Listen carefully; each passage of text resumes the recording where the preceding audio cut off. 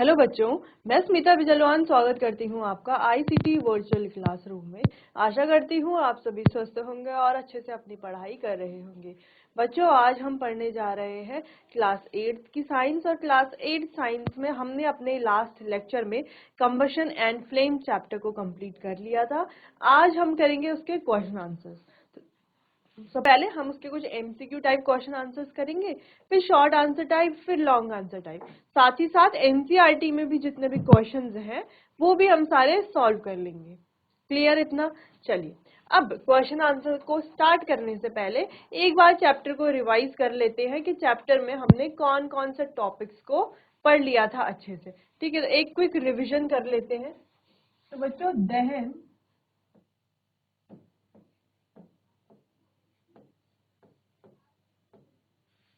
और ज्वाला,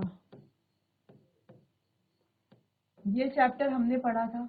ठीक है, जहां पर हमने दहन के बारे में बात की थी। दहन के लिए ऑक्सीजन बहुत जरूरी है, दहनशील पदार्थ होना बहुत जरूरी है।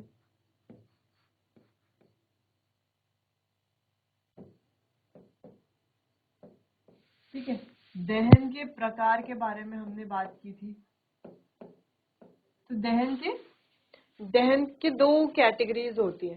पहली क्या है बच्चों, कि जब हम दहन को ऑक्सीजन की पूर्ति और आपूर्ति की मात्रा के हिसाब के, या दहन के लिए ऑक्सीजन की पूर्ति या आपूर्ति की मात्रा के आधार पर जब हम इसे डिवाइड करते हैं, तब तो ये होता है पूर्ण दहन और अपूर्ण दहन।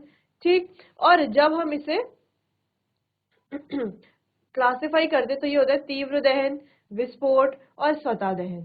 ठीक, चलिए, इसके अलावा हमने यहाँ पर पढ़ा कि कैसे आग पर कंट्रोल हम कर सकते हैं, यानी कि नियंत्रण हम इसमें पा सकते हैं। ये भी हमने क्लियर कर लिया था। इसके अलावा बच्चों हमने यहाँ पर पढ़ा, ठीक है, इसके अलावा हमने यहाँ पर पढ़ा कि इसके उत्पाद क्या होते हैं दहन के। जहां पर हमने हाइड्रोकार्बन के बारे में बात की, वहीं बात करें ज्वाला में, तो सबसे पहले हमने बात की कि ज्वाला क्या है, कैसे उत्पन्न होती है। फिर हमने बात की थी कि कैंडल, ये जो है, इसके जो फ्लेम्स है, इन्हें क्या क्या कहा जाता है, कैसे इसको बांटा जाता है अलग अलग भागों में, इसके बारे में बात की। फिर बात की थी हमने कि ईंधन क्या होता है, प्रज्वलन तापमान क्या है, प्रज्वलन तापमान क्या है। इसके अलावा प्रज्वलन तापमान के अलावा हमने बात की थी कि ईंधन को जलाने के हानिकारक प्रभाव क्या है, हानिकारक प्रभाव क्या है। ठीक है, कौन सा ईंधन सबसे, हम कह सकते हैं कि स्वच्छ ईंधन है और हमारे लिए सबसे ज्यादा उपयोगी है, इसके बारे में बात की थी। अलग अलग ईंधन जैसे कि सीएनजी है, एलपीजी है, ये कुछ अच्छे ईंधन है, इनके बारे में हमने बात की थी बच्चों। चलिए, तो क्लियर है इतना। तो ये सभी और भी कुछ छोटे मोटे टॉपिक्स हमने इस चैप्टर में कंप्लीट किए थे। चलिए, तो एक एक करके इसके क्वेश्चन आंसर्स देखते हैं। Which of the following is a combustible substance, यानी कि निम्न में से कौन सा एक दहनशील पदार्थ है। तो कई सारे एग्जांपल्स हैं, जैसे कि ग्लास है, आयरन नेल है, वुड है, सॉइल है। तो देखो, जो ग्लास है यानी कि कांच है, वो एक दहनशील पदार्थ नहीं है, वो दहन यहाँ पर नहीं करता। दूसरा है आयरन नेल्स, यानी कि लोहे की कील, तो लोहे की कील भी दहन नहीं करती। अगला है वुड, यानी कि लकड़ी, तो लकड़ी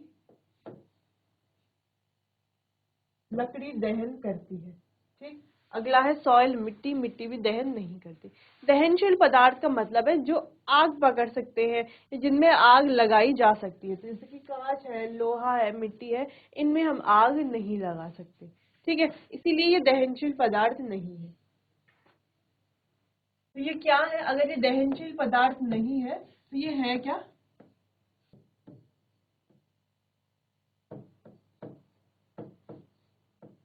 ये है गैर दहनशील पदार्थ।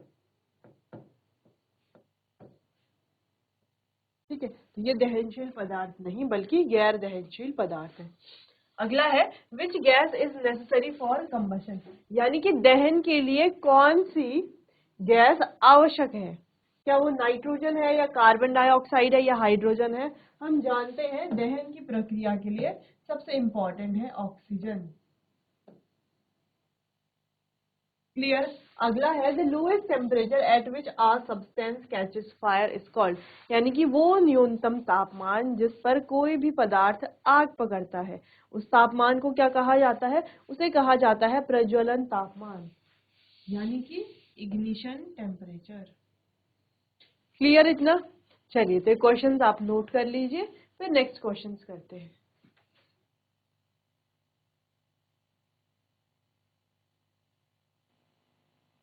चलिए आगे बढ़ते हैं अगले क्वेश्चन की तरफ। Next question, which of these is a non combustible material, यानी कि निम्न में से कौन सा जो है वो अज्वलनशील या हम कह सकते हैं कि गैर दहनशील पदार्थ है। तो आप देखिए, सबसे पहले अगर कागज की बात की जाए तो कागज तो जल्दी आग पकड़ लेता है, जल भी जाता है, तो यानी कि ये तो दहनशील पदार्थ है। अगला है केरोसिन, यानी कि मिट्टी का तेल, तो मिट्टी का तेल भी जल्दी आग पकड़ लेता है, तो ये भी क्या है हमारा दहनशील पदार्थ। अगर हम स्टोन की बात करें यानी कि पत्थर की बात करें, तो पत्थर जो है वो आग नहीं पकड़ता। आपने अक्सर देखा होगा, पत्थर को अगर जलाने की कोशिश की जाती है वो सिर्फ बाहर बाहर से काला हो जाता है लेकिन जलता नहीं है। काला भी वो इस वजह से होता है कि जब दहन कुछ होता है तो जब हम उसके ऊपर पत्थर रखते हैं तो उसकी जो कालिक है, कार्बन है, वो उस पर आ जाता है, इस वजह से वो काला हो जाता है। इसके अलावा वो जलता नहीं है। अगला एग्जाम्पल है एलपीजी, यानी कि लिक्विफाइड पेट्रोलियम गैस जिसे हम कहते हैं, जो हम चूल्हे में उपयोग करते हैं जलाने के लिए और ईंधन के रूप में इसका खाना पकाने के लिए, अन्य चीजों में इसका उपयोग करते हैं ईंधन के रूप में। यानी कि सारे ही क्या है, जलाए जा सकते हैं, सिर्फ स्टोन को छोड़ करके। स्टोन कैसा पदार्थ है? गैर दहनशील पदार्थ है। क्लियर। अगला क्वेश्चन है what type of combustion take place in fire crackers. Fire crackers यानी कि पटाखे, तो फायर क्रैकर्स में किस प्रकार का कंबशन होता है? तो हम जानते हैं, देखो कंबशन हमारे पास तीन प्रकार के हैं। एक है तीव्र दहन, पहला। दूसरा है स्वतः दहन, और तीसरा है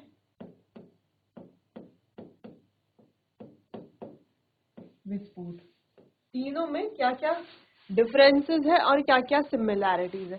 तो पहला दहन क्या होता है, ये एकदम से जैसे ही मतलब रैपिडली कोई भी चीज में क्या होता है, दहन होने लगता है, तो उसे तीव्र दहन कहते हैं। जैसे हमारे पास मिट्टी का तेल है या इसके अलावा पेट्रोल है या एलपीजी है, तो इनकी जैसे ही हम पास आग लेकर के जाते हैं ये उसी समय जलना शुरू कर देते हैं, तो ये क्या हुआ, तीव्र दहन। अच्छा, यहाँ पर बाहरी ऊष्मा की आवश्यकता होती है, बाहरी ऊष्मा की आवश्यकता यहाँ पर होती है, और मिलता क्या है हमें यहाँ पर, हीट एंड लाइट, यानी कि ऊष्मा और प्रकाश। क्लियर। चलो नेक्स्ट देखते हैं। अगला है स्वतः दहन। तो स्वतः दहन में बाहरी ऊष्मा की आवश्यकता नहीं होती। ठीक है। स्वतः दहन कैसे होता है, जब कोई सब्सटेंस, कोई कंबस्टिबल सब्सटेंस अपने रूम टेम्परेचर पर ही जलना शुरू कर देता है। जैसे अगर हम फास्फोरस की बात करें, रेड फास्फोरस, व्हाइट फास्फोरस, तो ये जो फास्फोरस है ये जब जैसे ही रूम टेम्परेचर पर आते हैं, टेम्परेचर थोड़ा सा भी ऊपर होता है, तो ये अपने आप ही जलना शुरू कर देते हैं, यानी कि स्वतः ये जलना शुरू कर देते हैं। तो इस प्रकार के कंबशन को कहा जाता है स्पॉन्टेनियस कंबशन, या हम कहें स्वतः दहन। ठीक है। तो यहाँ पर भी बच्चों heat and light he produce होती है। नेक्स्ट विस्फोट की बात करते हैं। तो विस्फोट में बाहरी ऊष्मा और दबाव, यानी कि टेम्परेचर एंड प्रेशर दोनों, ठीक है, यानी कि हम कह सकते हैं हीट एंड प्रेशर। ठीक है। तो हीट और प्रेशर यहाँ पर दोनों देने पड़ते हैं, ठीक, विस्फोट के लिए। और फिर यहां से निकलती है हीट, लाइट एंड साउंड। ठीक है। तो तीन चीजें यहां से निकलती है, हीट, लाइट और साउंड। जैसे आपने डायनामाइट्स देखे हैं, तो डायनामाइट जब जलते हैं तो वहां पे लार्ज अमाउंट ऑफ हीट निकलती है, लाइट निकलती है और बहुत सारा साउंड भी निकलता है। तो यहाँ पर बाहरी ऊष्मा और दबाव देना पड़ता है, यानी कि external heat and external pressure यहाँ पर देना पड़ता है। ठीक है, तो अगर हम फायर क्रैकर्स की बात करें, पटाखों की बात करें, तो क्या वो तीव्र दहन है? बिल्कुल भी नहीं। क्या वो स्वतः दहन है? बिल्कुल भी नहीं। क्या वो विस्फोट है? हाँ, वो विस्फोट है। ठीक है, यहाँ पर हीट, लाइट और साउंड प्रोड्यूस होता है जब भी पटाखों को जलाया जाता है।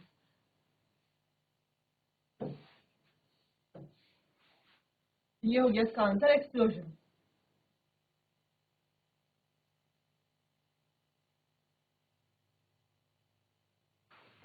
अगला क्वेश्चन है, which part of the flame is the hottest part, यानी कि जो सबसे गर्म भाग है फ्लेम का, मोमबत्ती के फ्लेम की बात हो रही है, वो कौन सा है? तो देखो, सबसे पहले हमने बना ली मोमबत्ती। ठीक है, ये क्या है? कैंडल। ठीक है, अब ये क्या है? कैंडल की फ्लेम।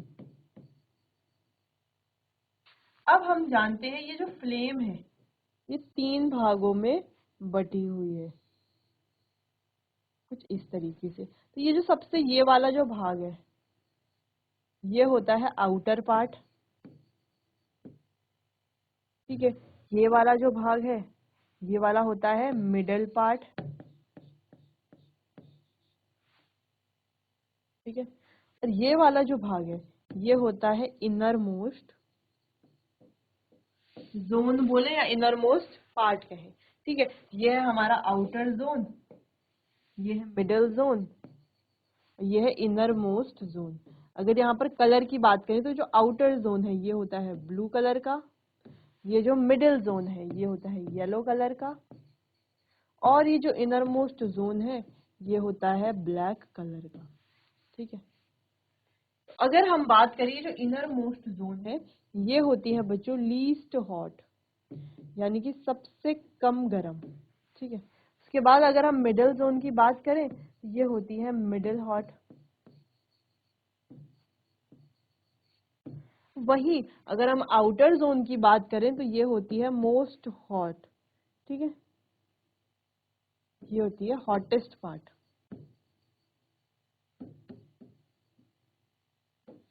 क्या है ये? Hottest part. ठीक है, इसको हम इस तरीके से लिख सकते हैं। इस ऊपर वाला तो आपने नोट कर लिया होगा। ये है ब्लू और ये होता है हॉटेस्ट पार्ट।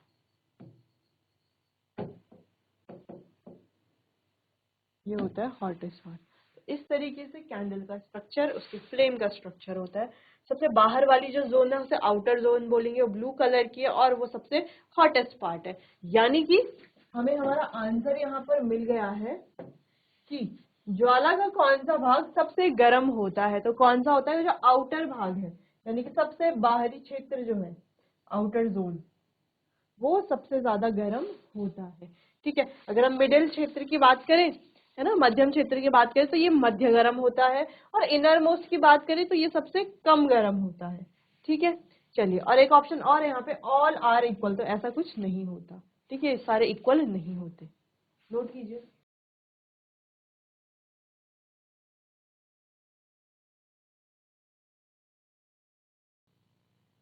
चलिए, तो आगे बढ़ते हैं अगले प्रश्न की तरफ। नेक्स्ट क्वेश्चन है, which is the cleanest fuel, यानी कि सबसे स्वच्छ ईंधन कौन सा है निम्न ईंधनों में से। अब देखो, अगर हम कोल की बात करें तो कोल को जब हम जलाते हैं तो बहुत सारा कार्बन डाइऑक्साइड गैस निकलता है।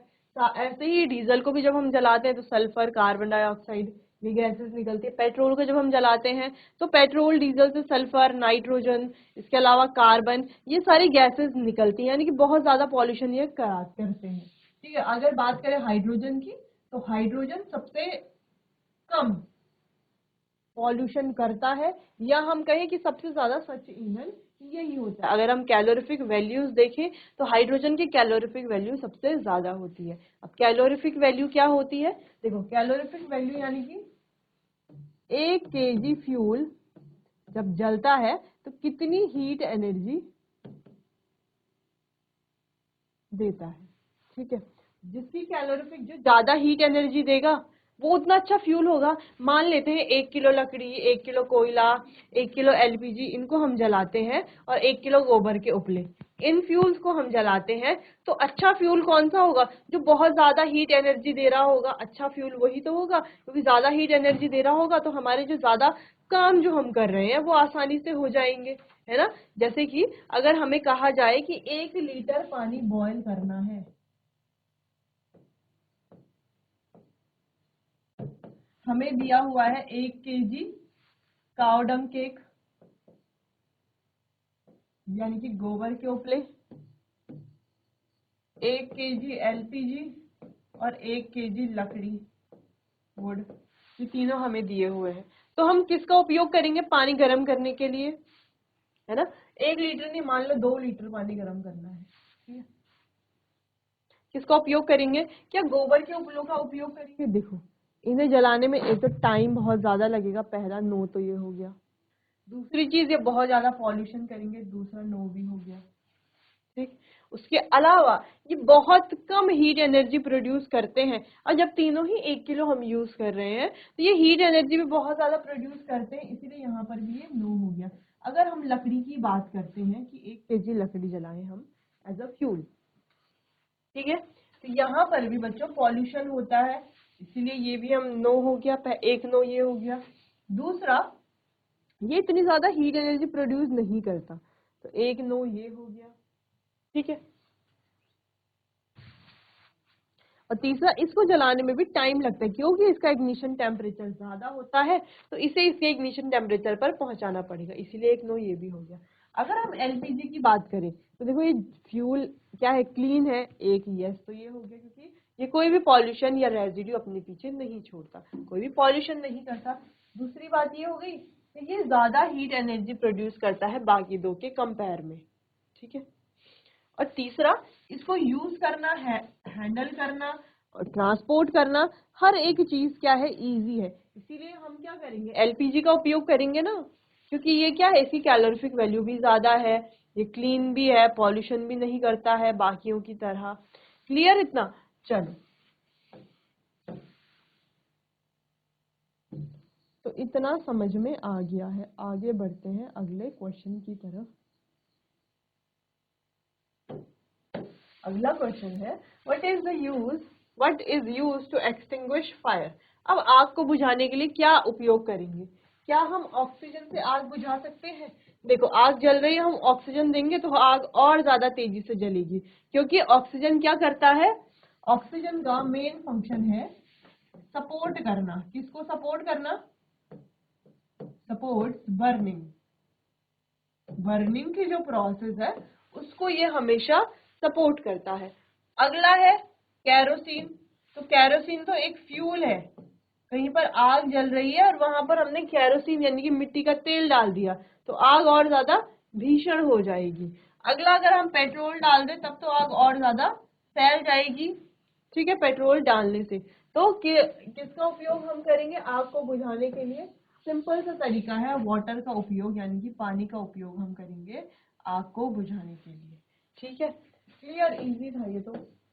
अब यहाँ पर एक बात ये आती है बच्चों इस टॉपिक से, कि जब हम आग बुझाते हैं तो सिंपल, सबसे पहले हमारे दिमाग में यही आता है कि पानी का यूज करना है, पानी से हम आग बुझा सकते हैं।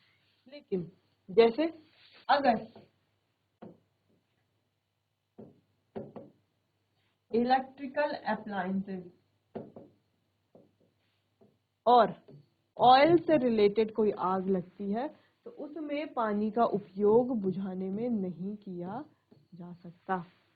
क्लियर है? इनको बुझाने के लिए हम फायर एक्सटिंग्विशर्स का उपयोग करते हैं। क्यों नहीं किया जा सकता, ये तो हमने डिस्कस कर लिया था। अगला क्वेश्चन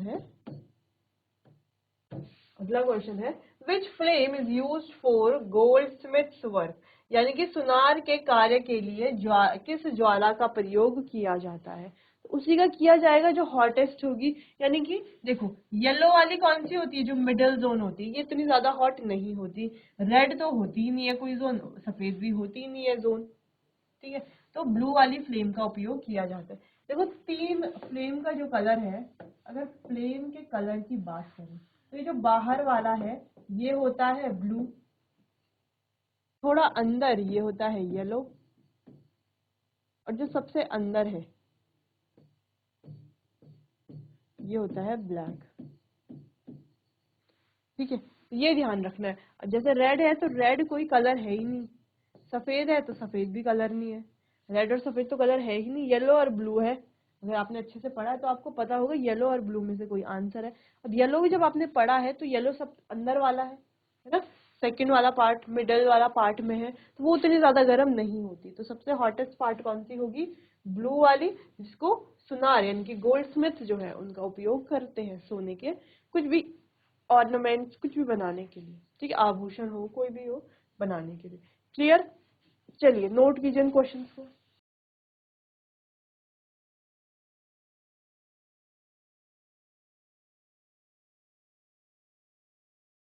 चलिए आगे बढ़ते हैं अगले क्वेश्चन की तरफ।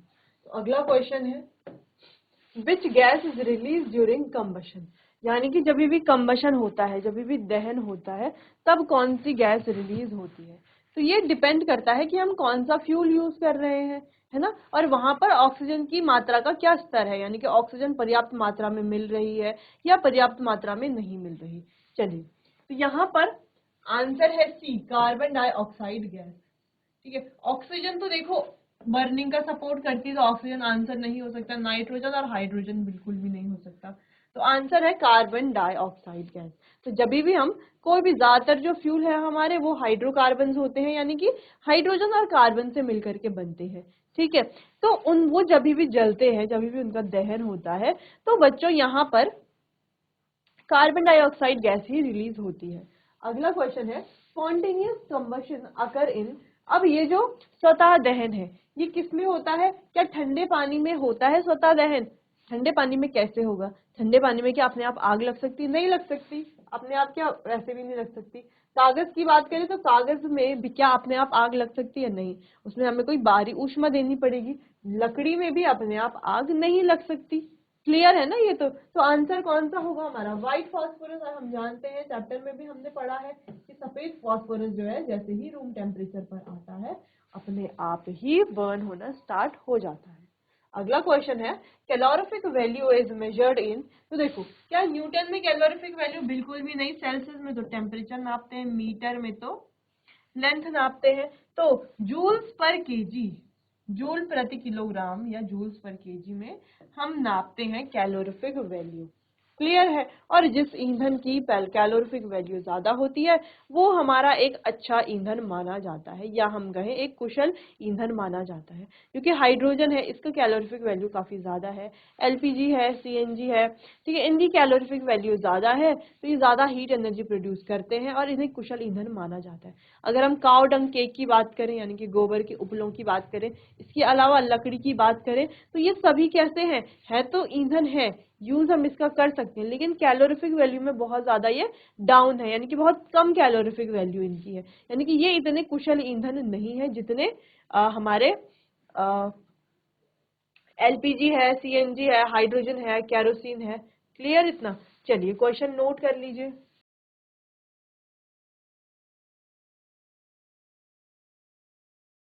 अगला क्वेश्चन है इनकम्प्लीट कंबशन प्रोड्यूस, यानी कि जब अपूर्ण दहन होता है तब कौन सी गैस प्रोड्यूस होती है। देखो दो दहन हमने पढ़े, एक पूर्ण और एक है अपूर्ण। तो जब पूर्ण दहन होगा तो कार्बन डाइऑक्साइड गैस निकलेगी, और जब अपूर्ण होगा तो कार्बन मोनोऑक्साइड गैस निकलेगी। यहाँ पर आंसर है कार्बन मोनोऑक्साइड। अगला क्वेश्चन है match stick burn due to, अब ये जो माचिस की तीली है ये जलती है, कैसे जलती है, देखो आपने देखा होगा माचिस की तीली इस तरीके से होती है,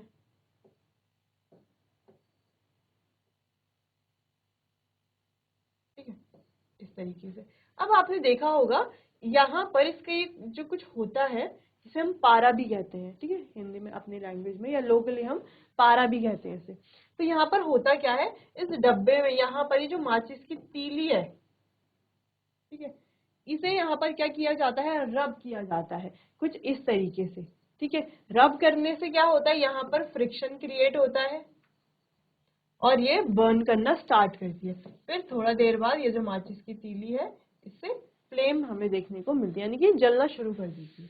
तो किसकी वजह से है ये है यहाँ पर फ्रिक्शन की वजह से। देखो इलेक्ट्रिसिटी की वजह से कुछ नहीं है, सनलाइट कोई फर्क ही नहीं पड़ता है, वाटर तो इसको बिल्कुल आपको जलने ही नहीं देगी। ठीक है, चलो अगला क्वेश्चन है, a good fuel should have, यानी कि जब अगर एक अच्छा ईंधन हो तो उसके पास क्या होना चाहिए? क्या उसके पास हाई कैलोरीफिक वैल्यू होनी चाहिए? देखो अभी तक हम यही डिस्कस कर रहे थे कि जो हमारा एक अच्छा फ्यूल हो उसकी कैलोरीफिक वैल्यू ज्यादा होनी चाहिए। कैलोरीफिक वैल्यू का मतलब है 1 kg फ्यूल को जब हम जलाएंगे तो वो कितना हीट एनर्जी देगा। ठीक है, जिसको हम जूल्स पर केजी में नापते हैं। तो कोई फ्यूल अच्छा तभी है जब उसकी कैलोरीफिक वैल्यू ज्यादा है। कैलोरीफिक कैलोरीफिक वैल्यू ज्यादा होने का मतलब है कि ज्यादा हीट एनर्जी देगा। ठीक है, ज्यादा अच्छे से जलेगा, ज्यादा हीट एनर्जी प्रोड्यूस करेगा, और वही कुशल ईंधन माना जाता है। देखो एक और ऑप्शन है यहाँ पर, अधिक धुआं, यानी कि कुशल ईंधन क्या वो होगा जिसमें अधिक धुआं होगा? बिल्कुल भी नहीं। ठीक है, तो ये ईंधन अच्छा नहीं होगा जो धुआं पैदा करता हो। अगला है कम क्षमता, जिसकी एफिशिएंसी बहुत कम होगी, तो वो एक अच्छा ईंधन नहीं होगा। हाई एफिशिएंसी वाला ईंधन एक अच्छा होगा। ठीक है, हाई कॉस्ट यानी कि जिसकी लागत ज्यादा हो, तो ऐसे ईंधन का हम उपयोग करेंगे ही क्यों जिसकी लागत ज्यादा हो। क्लियर है इतना? चलिए, तो इसे आप नोट कर लीजिए।